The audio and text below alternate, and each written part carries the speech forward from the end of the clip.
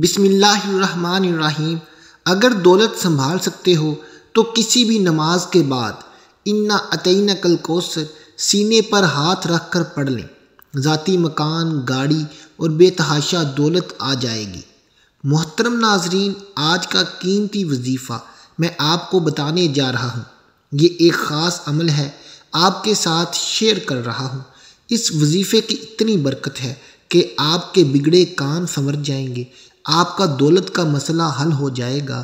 لڑائی جھگڑے کا مسئلہ ہے، گھر میں تنگ دستی محتاجی ہے، گھر میں لڑائی جھگڑے ہیں، بہت زیادہ رہتے ہیں۔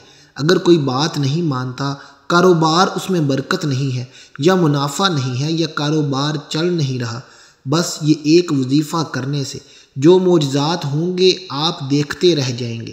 اور کافی لوگ ایسے ہیں جو وظیفے کر کر کے تھک گئے ہیں، لیکن ان کو کامیابیاں نہیں ملتی۔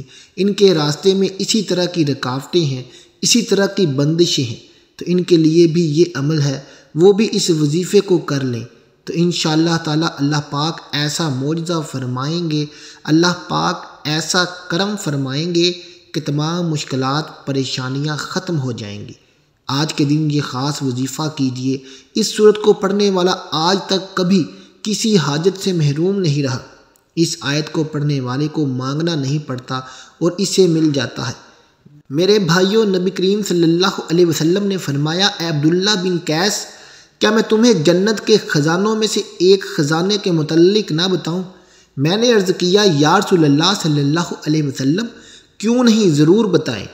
تو آپ صلی اللہ علیہ وسلم نے فرمایا، تم کہو لا حول ولا قوت الا باللہ، نہ گناہ سے بچنے کی ہمت ہے، نہ نیکی کرنے کی طاقت مگر اللہ کی توفیق سے ہی ہے۔ بخاری اور مسلم نے اس کو روایت کیا ہے۔ تو میرے بھائیوں، آج کا یہ جو وظیفہ ہے اور اس کو کتنی تعداد میں پڑھنا ہے، کس وقت پڑھنا ہے، اور اس وظیفے کو پڑھنے سے کیا کیا فائدے آپ کو ملیں گے، آج کی اس خاص ویڈیو میں میں آپ کو اس کے متعلق سب کچھ بتاؤں گا۔ حدیث پاک صلی اللہ علیہ وسلم کا ارشاد ہے، اے لوگو، اتنی عبادت کرو جو قابل برداشت ہو، کیونکہ اللہ ثواب دینے سے نہیں رک سکتا یہاں تک کہ تم خوف عبادت کرنے سے اکتا جاؤ گے۔ اب آپ نے اس سورت کو کیسے پڑھنا ہے، کس ترتیب سے پڑھنا ہے، یہ اب طریقہ کار جان لیجئے۔ جب تک آپ کو طریقہ کار نہیں پتہ ہوگا پھر عمل اثر نہیں کرتے، کچھ خاص احتیاطیں ہوتی ہیں۔ تو اب اس کا طریقہ کار جان لیجئے۔ احتیاط میں سب سے پہلے یہ ہے کہ وقت آپ نے اس عمل کو کب کرنا ہے۔ دیکھیے، آپ فجر، ظہر، عصر، مغرب، عشاء، تہجد کسی بھی نماز کے بعد کر سکتے ہیں، اس میں کوئی پابندی نہیں ہے، نماز میں کوئی پابندی نہیں ہے۔ جب بھی آپ کو وقت ملتا ہے آپ اس وظیفے کو کر سکتے ہو، اس میں کوئی پابندی نہیں۔ کوئی بھی مرد کر سکتا ہے، کوئی بھی عورت کر سکتی ہے، بچہ، بڑا، بوڑھا سب کر سکتا ہے۔ اکثر کچھ مردوں کو بھی مشکلات کا سامنا ہوتا ہے، کیونکہ مرد بیچارے اپنی بیوی بچوں کے لیے، اپنا گھر پالنے کے لیے باہر محنت مشقت کرتے ہیں۔ اسی طرح کچھ عورتوں کو بھی بہت سے مسائل ہوتے ہیں، وہ بھی اس عمل کو کر سکتی ہیں اور لازمی کریں تاکہ آپ کی زندگیوں میں آسانی آئے۔ جو بھی آپ کا مسئلہ ہے، بس آپ نیت رکھ کر یہ پڑھو گے، یہ عمل کرو گے تو آپ کے مسائل حل ہو جائیں گے انشاءاللہ۔ اس وظیفے کو کرنے سے، اس وظیفے کی برکت سے اللہ پاک کی خصوصی رحمت ہوگی۔ عورتیں اس کو خاص ایام میں بھی کر سکتی ہیں، اس میں بھی کوئی پابندی نہیں ہے۔ اگر پہلے آپ کوئی عمل کرتے ہیں، کوئی وظیفہ کرتے ہیں، کوئی تسبیح کرتے ہیں، تو اس کے فوراً بعد بھی اس عمل کو کیا جا سکتا ہے، اس میں بھی کوئی پابندی نہیں ہے۔ وقت کو مد نظر رکھ کر وظیفے کی طرف چلتے ہیں۔ اعوذ باللہ من الشیطان الرجیم، بسم اللہ الرحمن الرحیم۔ یہ وظیفے کا حصہ ہے، آپ نے لازمی پڑھنا ہے۔ اس کے بعد آپ درود شریف پڑھیں گے۔ ایک بار میرے ساتھ بھی پڑھیے، اللہم صلی علی محمد وعلی آل محمد کما صلیت علی ابراہیم وعلی آل ابراہیم انک حمید مجید، اللہم بارک علی محمد وعلی آل محمد کما بارکت علی ابراہیم وعلی آل ابراہیم انک حمید مجید۔ یہ درود پاک آپ نے 7 بار پڑھنا ہے آپ صلی اللہ علیہ وسلم کی ذات پر۔ اور اگر کسی میرے بہن بھائی کو یہ درود نہیں آتا تو کوئی سا بھی پڑھ سکتا ہے جو اس کو آتا ہے، اور اگر کوئی بھی نہیں آتا تو اتنا کہہ سکتا ہے صلی اللہ علیہ وسلم۔ اس کے بعد آپ نے یہ سورت انا اعطیناک الکوثر پڑھنی ہے۔ قرآن پاک کی سورۃ کوثر کے نام سے بھی اسے ہم جانتے ہیں۔ اس سورت کو آپ نے کب پڑھنا ہے، کیسے پڑھنا ہے، کتنی تعداد میں پڑھنا ہے، کتنی بار پڑھنا ہے، سب طریقہ بتاؤں گا۔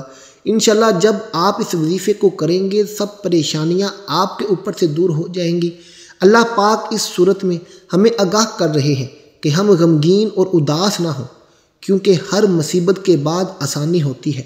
لہذا اگر کوئی اللہ تعالیٰ کے دین پر ایمان رکھتا ہے، اللہ تعالیٰ کے وعدوں پر کامل بھروسہ رکھتا ہے اور اللہ تعالیٰ کے کلام اور صلی اللہ کی باتوں پر یقین رکھتا ہے تو وہ مصیبت کے بعد آسانی ضرور دیکھے گا اور اس کی زندگی میں تنگی کے بعد خوشحالی ضرور آئے گی۔ آپ نے اس سورت کو صرف 21 بار سینے پر ہاتھ رکھ کر پڑھنا ہے، اچھی طرح پڑھنا ہے، اور جب آپ اس کو پڑھیں گے آپ کے ذہن میں آپ کے مقصد ہوں، جو مشکلات بنی ہوئی ہیں، جو آپ کی حاجتیں ہوں، آپ یقیناً اسی نیت سے ہی کریں گے کہ آپ کے تمام مسائل، تمام مشکلات دور ہو جائیں۔ اب آپ نے وہیں بیٹھے جگہ چھوڑے بغیر لا حول ولا قوت الا باللہ العلی العظیم، لا حول ولا قوت الا باللہ العلی العظیم، یہ آپ نے پڑھنا ہے۔ اس کو پورے یقین کامل سے میں کہتا ہوں کہ اس تسبیح کو ہر کوئی جانتا ہے۔ لا حول ولا قوت الا باللہ کا مطلب حضرت عبداللہ بن مسعود رضی اللہ تعالیٰ فرماتے ہیں کہ لا حول ولا قوت الا باللہ کو میں نے رسول اللہ صلی اللہ علیہ وسلم کے سامنے پڑھا تو آپ صلی اللہ علیہ وسلم نے فرمایا کہ اس کا مطلب جانتے ہو کیا ہے؟ میں نے عرض کیا کہ اللہ اور اس کے رسول صلی اللہ علیہ وسلم ہی خوب جانتے ہیں۔ تو اس پر آپ صلی اللہ علیہ وسلم نے خود ہی ارشاد فرمایا، اس کا مطلب یہ ہے گناہ سے پھرنے کی طاقت نہیں مگر اللہ کی حفاظت سے، اور اللہ کی عبادت کرنے کی قوت نہیں مگر اللہ کی مدد سے۔ اور فرمایا جو بندہ ہر وقت استغفار کرتا رہتا ہے اللہ اس کی ہر مشکل آسان کر دیتا ہے اور ہر غم دور کر دیتا ہے، اور ایسی جگہ سے روزی دیتا ہے کہ جہاں سے اس کا گمان بھی نہیں ہوتا۔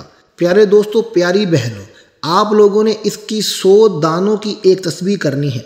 اس کے بعد آپ نے کیا کرنا ہے؟ وظیفہ مکمل ہو گیا، یہاں سے اب آپ نے دعا کرنی ہے۔ سبحان اللہ یا رب کریم، یا اللہ آپ کو اپنی شان کریمی کا واسطہ، ہم گناہ گاروں پر اپنے گھر کے دروازے بند نہ کر۔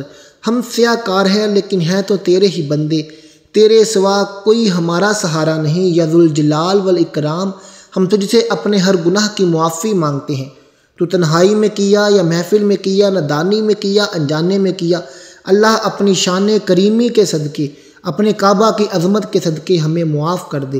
آخر میں تمام دوستوں سے گزارش ہے کہ کمنٹ باکس میں اللہ کے 99 ناموں میں سے ایک نام ٹائپ کر دیں۔ اللہ سب کا حامی و ناصر ہو۔ اللہ حافظ۔